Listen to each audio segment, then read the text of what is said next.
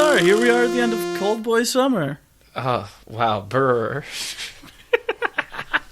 I've been truly frosted this time. Wow, stay frosted so you don't gotta get frosted. You know what I mean? Exactly. Man, guess you got frosted in this series? Bella. Bella got frosted. She's having a warm girl summer for most of these movies. Yeah, most of these. She enters cold girl summer by the end. I've got a question for you. Okay. Would you say that overall, on the whole, the Twilight Saga is a hot boy summer or a cold boy summer? Well, it is Cold Boy Summer. I mean, that is the series. Mm-hmm. Do you mean, like, is the whole series flop or bomb? Yeah, basically. It's tough. It's tough. I would say I didn't enjoy watching more of it than I enjoyed watching. True. But I would also say I enjoyed watching more of it than I expected to. Also true. So, okay, here we are. Uh-huh. We've watched all 5. Mm-hmm. What was your flop to bop ratio? If I remember correctly, it was 3 flops to 2 bops. Yes. What was your flop to bop ratio? Mine was 1 bop to 4 flops. And I stand by that. I do think there is a lot to like in New Moon specifically that doesn't push it over into a full-on bop, but I think you'll see that reflected in my rankings. Okay. Well, here's something I want to say before we get into rankings. I would like to say something which you will never hear me say ever again, but something in defense of Stephanie Myers. And 2, something in defense of more concise filmmaking. Mm-hmm. First off, when she wrote these books, when she wrote the first book, she only wanted to write 1 sequel. That was Breaking Dawn, right? Yeah. I think that makes sense because stuff actually happens in this one. In the last 2 movies combined. Mm-hmm. If you were to do like Twilight to Breaking Dawn, you're like, oh, okay. Like, that makes sense. Stuff happens. That's cool. That's exciting. That's compelling. It's a complete arc. It happens. Now, I think there's enough stuff that she had to make up for the other books to fill out a 3rd interstitial movie. And I think the 3rd interstitial movie, the 15 introductory minutes of Twilight, and tag it on to the beginning of New Moon. You could do an interstitial movie that covers all of the stuff between Eclipse and the end of Breaking Dawn Part 1, and then you do Breaking Dawn Part 2 as a standalone. Mm-hmm. You trim them all down because they're all too long. And then you have like everything you need. And I think if you were just going to do that as a watcher, you would watch New Moon and this movie, or in the last, the 5th one. I could see it. I definitely think there is. I mean, we've talked about a lot of the weird storytelling going on across this whole series. Truly. And I do think that Melissa Rosenberg is doing a good job of pulling out sort of the conventional parts of these stories and finding ways to hone in on them and like ground them in that. And I also think there are some directors in the series who are really taking it seriously and like grounding it in that heart. I think we're lucky that you sort of have the 2 movies back to back up front that are very serious about grounding you in the characters, because then when things go off the rails, you like care about them a little bit more than if you just watch those movies. Yeah, I was at the end of the 5th one. I was like, I'm moved by this despite myself. Like, I've just spent too much time watching these people, and now I care about them. Like, just by osmosis at this point, frankly. You know, like, it's nothing they're doing. It's just they've been there for long enough in front of my eyes. I care. You know? I agree. What's your ranking? Okay, well, before we give ours, I wanted to compile the critical ranking, because I know we talk about the Metacritic each time. The critical ranking was number 5, New Moon. Number 4, Breaking Dawn Part 1. Number 3, Breaking Dawn Part 2. Number 2, Twilight the Original. And number 1, Eclipse. Wow. That's so crazy. There's a fairly wide margin, too. Like, Eclipse has a 58 at number 1, and New Moon has a 44 in that last slot. Wow. So, damn. A pretty wide quality margin, people thought at the time. What would you think at this time? Okay, this is mine. Number 5, Eclipse. Uh-huh. Both morally and in direction, the worst of the series. Uh-huh. Like, all of that Jacob, like, I'm going to show you that you love me stuff is so bad. It's also just that movie is so slow and so poorly directed. And it's like, that one, looking at all of them now, that one has the most conventional structure and maybe the most, like, consistent action. And yet it is still, like, the most boring to watch. So boring. I also want to say, looking back at it, I think that David Slade's decision to go full camp with that one, like, really sticks out like a sore thumb because none of the others do it. Like, I don't think Condon does it. Yeah. And the early two definitely don't. So it may have made that one, like, have a little bit of mainstream crossover at the time, but I think it makes that movie feel especially weird now. That's fair. Yeah. 4, I would go Breaking Dawn Part 2. 3, I would go Breaking Dawn Part 1. In both of those movies, my favorite parts are the credits, which is not a slight. It's that they both have amazing credit sequences that are very unlike the rest of the movie. But I'm just sort of a sucker for, like, let's take this big budget franchise and examine how the characters feel about things. Yeah. So that's why I think I prefer 1 a little bit over 2. Also, yeah, the effects in 2 are somehow really bad. Then I go number 2, New Moon. I think the best directed, the stylistically best of all. I love the slow-mo Tom York sequence. I was talking to our friend Michael the other day. He was like, how's the podcast doing? I brought up that we were doing Twilight, and he brought up that sequence. Just as someone who just watched those movies in theaters at the time and hasn't thought of them since, he was like, oh yeah, there's this awesome sequence where they're playing a Tom York song and running through the jungle. Yeah, and I think that is, like, one of the coolest things in any blockbuster. But I also like the Jacob Bella scene, like that, the scene where they're in the rain and he's like, I can't be friends with you because I want to kiss you so much. And she's like, well, I guess I'm going to kiss you because I need you to stay my friend. Damn. And they're, like, in the pouring rain and they're, like, have both made the choice and are about to do it. And then the phone rings. Like, damn. That scene is good. pretty hot. That's pretty hot. That is hot, man. Yeah. And then number 1, I would go the original. I think, like, the most, sort of unlike the rest of the series. Yeah. But, like, I think if you're going to watch 1, it's the most fun. That's the only one I would recommend, like, to just anyone. And that's the one I think that gets the right balance of, like, so wild and bad that it is good. And also sort of accessible in its storytelling. Like, it is sort of a regular high school movie for a lot of it. Yeah. Until the last 30 minutes when they're like, oh, wait, here's a bad guy. Oh, it's over. Yeah. I just think it's so boring, but we'll get I don't think it's boring at all. I think it is thrilling to watch Robert Pattinson give a performance as bug nuts insane as he does in that movie. His accent in that movie is really just weird. By the time you get to both of the Breaking Dawns, he has, like, checked out. Oh, he is phoning it in 100%. Not in, like, as horrible of a way as I imagine. Like, he doesn't look miserable to be there. No. He just looks like he is sort of, like, bemused and does not care about what's going on. Like, he has none of the makeup, but, like, think about that wild animalistic performance he's giving in the first movie. Dude, it's nuts what he's doing in that first crazy. movie. He's, like, insane. He's doing all of this, like, nose-breathing acting, which is really alarming. It is pretty great. All right, here's my That's ranking. my take. Please. Number 5, Eclipse. Unquestionably. Number 4, Breaking Dawn Part 1. Number 3, Twilight. Number 2, Breaking Dawn Part 2. Number 1, New Moon. Wow. I think New Moon is, like, the most interesting. I think it's the most empathetic. I think it is, like, the one where there's the most acting going on. The most, like, actual real scenes between people. And I think it, like, progresses the plot. And I also just think that Breaking Dawn Part 2 just kicks a hell of a lot of ass. I would rather watch it than any of the other ones by like a long shot. But I do think that New Moon is like the better film. So that's my take.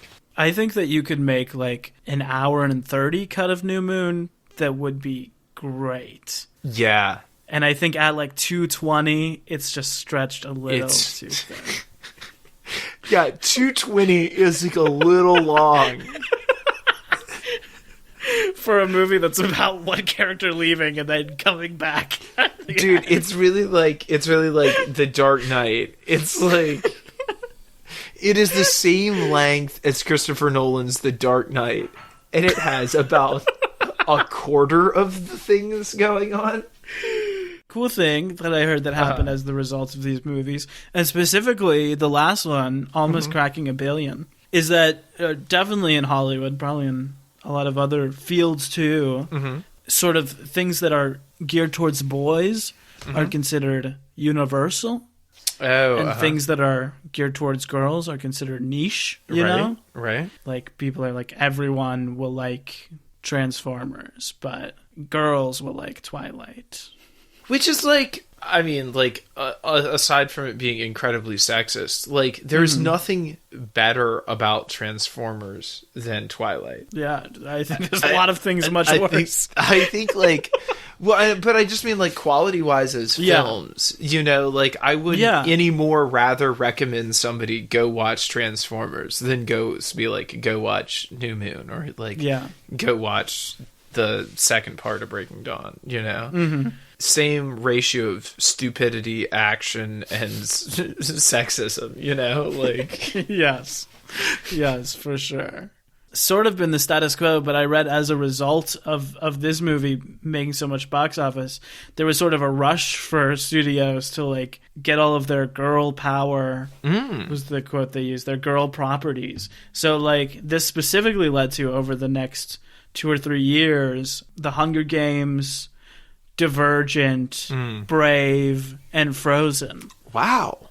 All coming out like immediately after this and sort of saying like, you know, I feel like this is the Disney thing. Like, everyone will like Aladdin, but boys won't like The Little Mermaid. Stuff like that, you know? God. But now they are like, yeah, like everyone will like Frozen. Like, it's funny and it's got action and it's about girls. Yeah, and no one will like Artemis Fowl. Would you say Artemis Fowl was geared towards boys? It was geared specifically towards me, and only me. A weird little thing in these movies that I wrote notes about every movie I don't think I ever said on air. So I'm just going to talk about it now. Yeah. Every time there's this character who ends up married to Charlie, and every time she showed up in the last 4 movies, I was always like, who is she? Like, they hint at these little plot lines with her. Like, at first I thought she was married to Jacob's dad, and then there's some sort of, like, love triangle that's hinted at between Jacob's dad and Charlie and this lady. Damn. And then she ends up being a big part of the last one, kind of. And I was still like, who is she? But in the background, her name is Sue. Yeah. You hear it just once in this movie.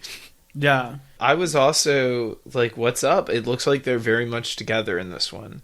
I looked it up. I went to, like, the Twilight Wikipedia or whatever. Oh, wow. So and none of this is really properly explained in the movies, which is why I was confounding. She's, like, the wife of that dude who dies in the second one, in New Moon, who gets killed by a heart attack. Oh, yeah. By Victoria. So that woman and that guy who died are Leah and Seth's parents, which I also forgot that they were siblings. Okay. Yeah. So her husband dies, and then I guess she is just like hanging out, and then she ends up falling in love with Charlie, which is not in the books. Oh, so that's all just stuff that's happening deep in the subtext of this movie. She's maybe like even a bigger part of the books, but I think the books end with like a note Bella has where she's like, I've noticed that she's spending more time with Charlie or something. Like, there's a little hint of it, but it's not like in the last movie, like they are a couple and Bella's like, I'm glad that he has someone, and they go to Christmas with them. It's like a little happy. Yeah, and Seth and Leah are there. Now that makes sense why Seth and Leah are there. That's their mom. Like, that, I should have put that together, but I didn't.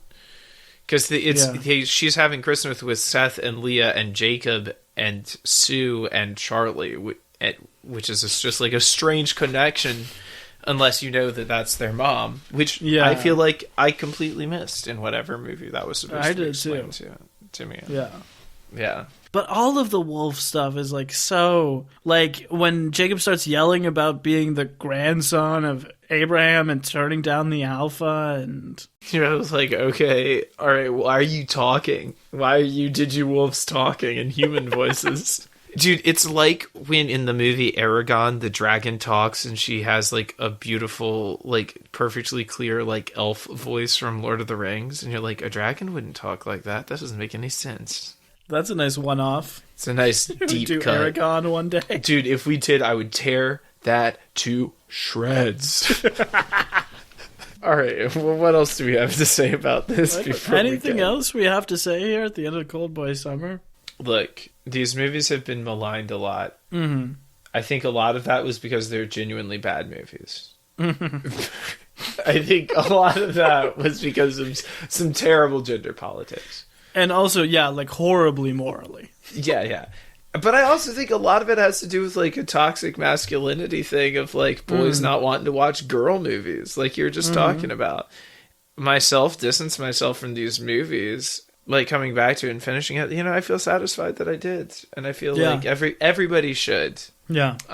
It's like it's a cultural icon at this moment. Do yourself a favor, get yourself educated. You might even find that you enjoy it. I was really impressed by how much most of our guests knew about the series. An incredible amount. And think about all the films we've covered and all the guests we've had. Like, and this is not shade at other guests. It's to point out, like, not many other films engender that sort of dedication. And knowing, like, having watched it multiple times, like, we were lucky if guests had seen it once before and like had a somewhat understanding, or had seen other films in the series, had some understanding of it. But here you'd have people who'd seen the whole series multiple times. Crazy. I mean, think about how many X-Men movies we watched. And I would say that probably you and I were the biggest fans of X-Men out of anyone we had on for all those episodes. For sure. And we hadn't even seen every movie. No. I cannot imagine doing the entire X-Men series again. So, like, I would never get to that same status with X-Men that these people are with Twilight, because... Oh, yeah. Like, I would refuse to watch any of those, like, or some of those movies more than one time, Yeah. I'm looking at you, Deadpool 2.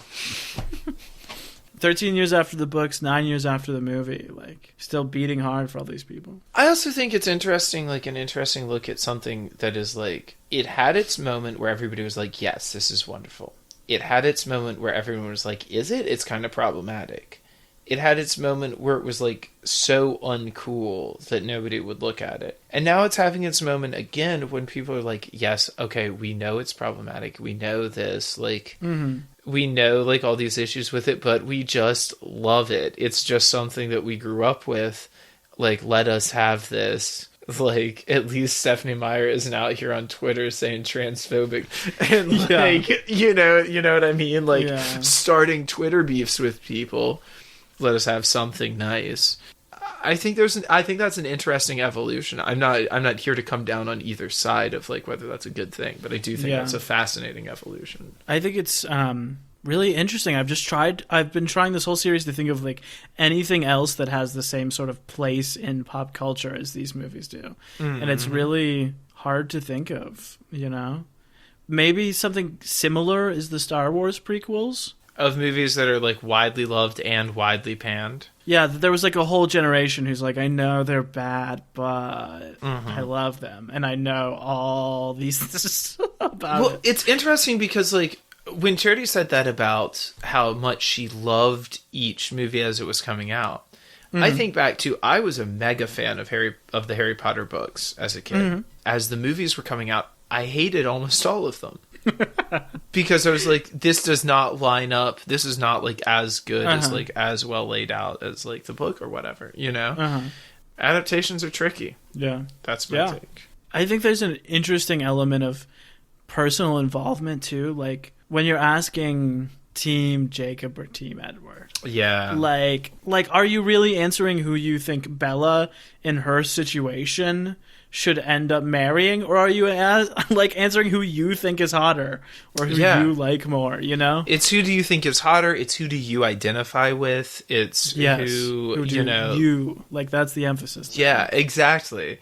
Hunger Games had this thing too, right? Where it had like, are you Team Peeta? Are you Team Gale? But that was based on Twilight, and that was like those people never had as distinct of characterizations, even though I think those books were better. Like those guys were less distinct from each other, and you had like less of an idea like what she got going with one or the other than you do in Twilight, just because it's like the main thing, and they hit it over the head so many times, I guess.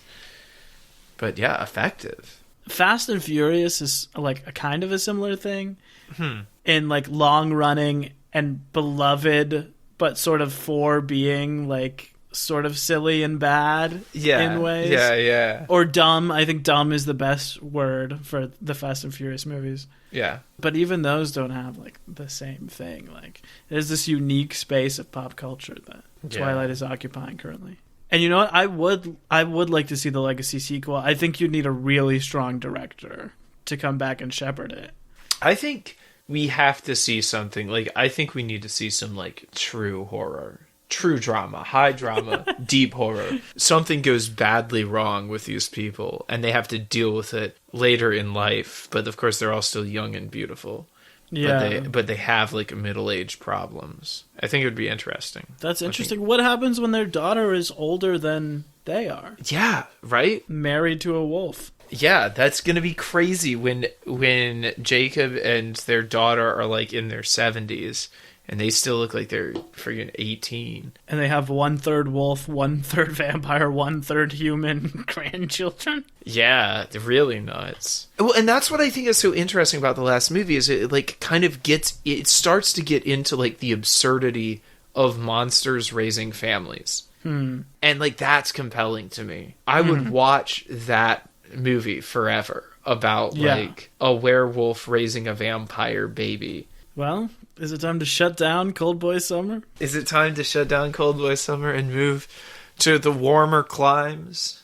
Emmett, do you want to reveal what our next series is? I would love to. We are going to set our sights on to warmer horizons, and we are announcing our first animated miniseries, Lion King.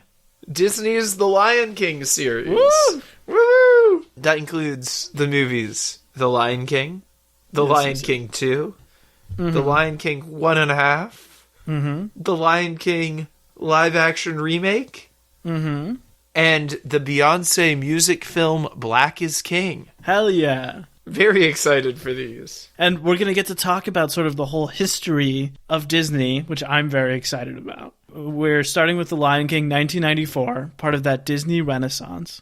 Going on to The Lion King 2 Simba's Pride 1998, talking about the direct-to-VHS sequel movement of Disney. Oh my god, what a movement. Which was such a big thing.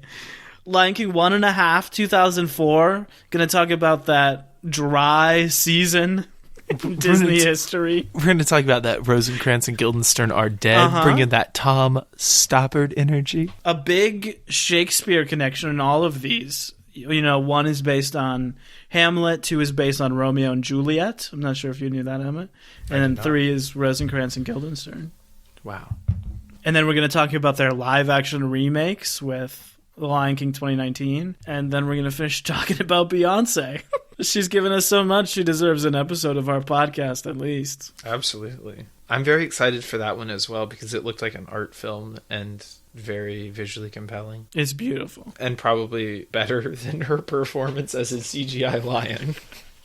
Well, we will get into that. We don't want to upset the beehive before we start this franchise. Wait, any attention is good attention when you're this low down the rankings as we are. That's fair. And you know what I should also mention? I'll just throw this out there. We picked Lion King specifically because we're going to have 2 very special guests on Tuesday's episode, which will be about the original Lion King. 2 people who The Lion King is their favorite movie. So I think you all should look forward to a treat with that one. Oh, yes, for sure. Very excited for them. Beloved listener, imagine this episode ending with some sort of YouTube compilation of all the fun we've had across the series, a la the movie ending with you watching clips from every other movie. Oh, I wanted to tell this story when Charity was on, but I will tell it now, and hopefully then we can close out this episode. But when I was in high school, I was involved in an homage music video to Twilight set to some Owl City song, where they wanted to have us like up in a tree, and I was playing like the vampire one. So they were like, yeah, we want to make it look like you jump right up in this tree. So we want you to jump out of this tree, and then we're going to play it backwards when we... Oh, okay. And it looked pretty cool. It looked pretty cool. Wow. That was my one great moment on film. That's how they filmed Tenet, so... Yeah, so me and Robert Pattinson have another thing in common. There we go. Look, I really just think that Christopher Nolan might be a lazy filmmaker. I think it's interesting that like both Kristen Stewart and Robert Pattinson sort of had their long like indie careers of like, let me be in weird small movies that people aren't seeing and like figure out what I want. And then just recently, like last couple of years, like with Kristen and Charlie's Angels and Happiest Season and Rob in Tenet and The Batman. Those are them sort of returning to studio movies for the first time, which is interesting. Kristen did Underwater, too, which I haven't seen. I want to see that. That looks exciting. It's interesting. And Taylor Lautner just dropped off the face of the earth. Poor guy. Wasn't even in the Shark Boy and Lava Girl sequel. That's a travesty. I still need to see that movie. I do, too.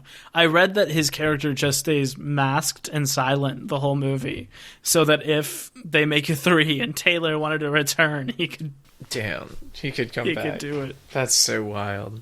I hope he does. All right, lovely people, lovely listeners. We will see you on Tuesday when we discuss with our very exciting guests The Lion King 1, Hamlet Retold.